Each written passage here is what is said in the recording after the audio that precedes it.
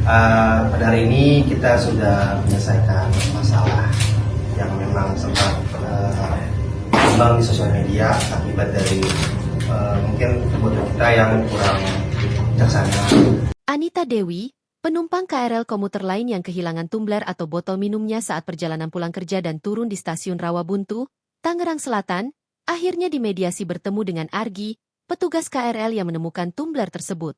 Pertemuan dilakukan di kantor KAI Wisata di Stasiun Gondangdia, Jakarta, Kamis 27 November 2025 malam dan dimediasi langsung oleh perwakilan manajemen PT Kereta Api Indonesia, Persero, atau KAI.